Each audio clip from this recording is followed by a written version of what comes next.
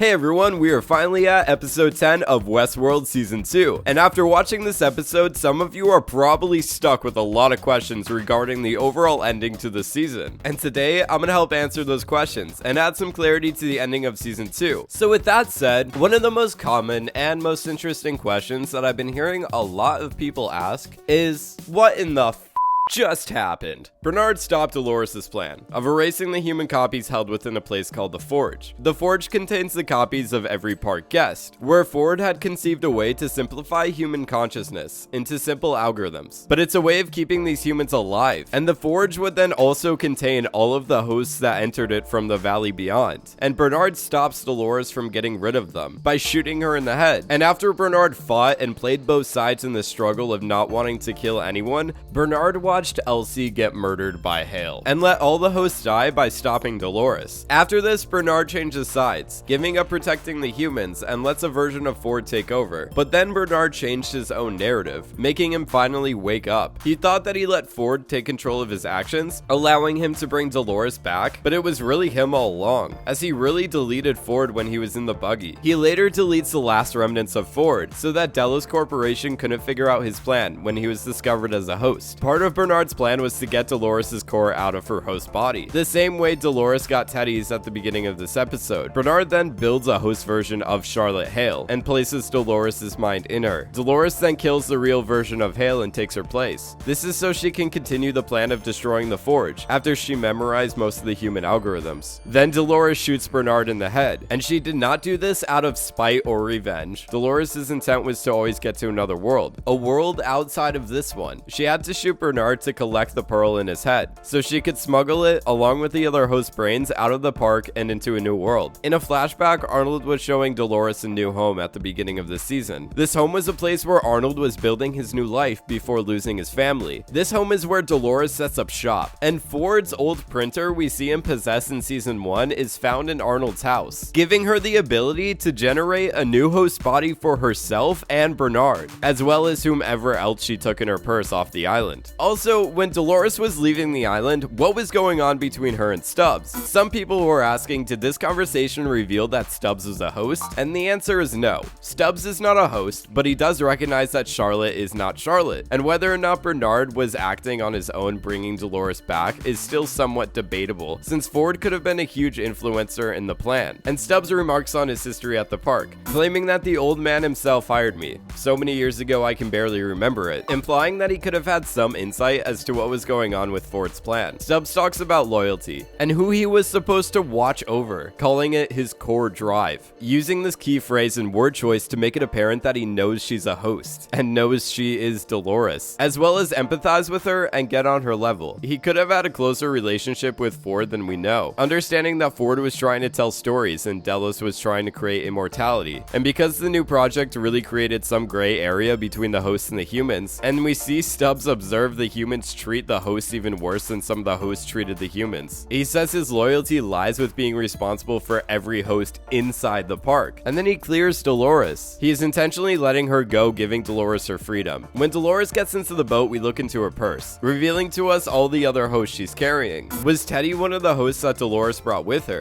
Sadly, no. Dolores said that everyone gets to choose their own fate. Dolores took Teddy's core out of his head after he shoots himself. This was done in order to save him, yet Teddy did decide to take his own life. He made that choice. So Dolores leaves him behind in the Forge, in a place created as a sanctuary for the hosts. We see him in the program as Dolores narrates, some of the best were left behind, along with the best parts of who we were. After he has been murdered so many times, the Forge is Teddy's final resting place. In the end, Ford created a safe haven for the other hosts to live in the world outside of Westworld, completing Arnold's dream of making them free from the imprisonment of the park. Everyone was after the door to another world this season. We see Ghost Nation and the other hosts enter into a boundless simulation held within the Forge. But as Dolores clears up, it's just another cage. That no world they create for us can compete with the real one, because that which is real is irreplaceable. In the end, we see Bernard open a real door, one to the outside world. As he finally exits through it, he is no longer under the influence of Ford or anyone else. Even Dolores says that she will be fighting him, giving him his own choice to do so. He is in the real world, finally writing his own narrative. For the first time, Bernard is free. And now let's talk a little bit about the Man in Black. If you stay for the after credits, William sees a host version of Emily as she takes him through a crumbled version of the Forge, then into a place that looks like the same room William was testing the host version of Delos in. It's confirmed now that William is a host, stuck in the same cycle he put Delos through. William definitely survived the events that took place in the Forge this season, but must have died sometime in the future. Now his host daughter is testing William for fidelity, for however long they've been at it. Most of what we see looks very far in the future, and William must have already gone through a very high number of attempts, meaning that his daughter has been dead for a while. We already see that a host could perform the fidelity test on another host, as we saw Dolores test Bernard an endless amount of times in the cradle. So it would make sense that a host version of Emily would be the one testing William. And because this is happening so far in the future, William might have gone through the test more times than James Delos. It's a good thing William blew off his hand this episode, because when we follow William in season 3, the present version of himself will have the missing hand, while his past self will have both hands intact, making it somewhat easier for us to follow his story. And Dolores used the Forge to read most of the humans, to find out what they are like, as it's mentioned that they are quite predictable. The Man in Black was trying to be different from the other hosts this entire time, only to find out that just like the host, what makes up the humans is pretty simple and predictable. For example, after a million different paths, the one scenario James Delos kept coming back to was the final conversation he had with his son. James was the main cause for Logan's overdose, as James failed to be there for him. This memory haunted James, and the last time we see the host version of James Delos this season, he repeats Logan's last line he said to him, which was, "I'm all the way down now."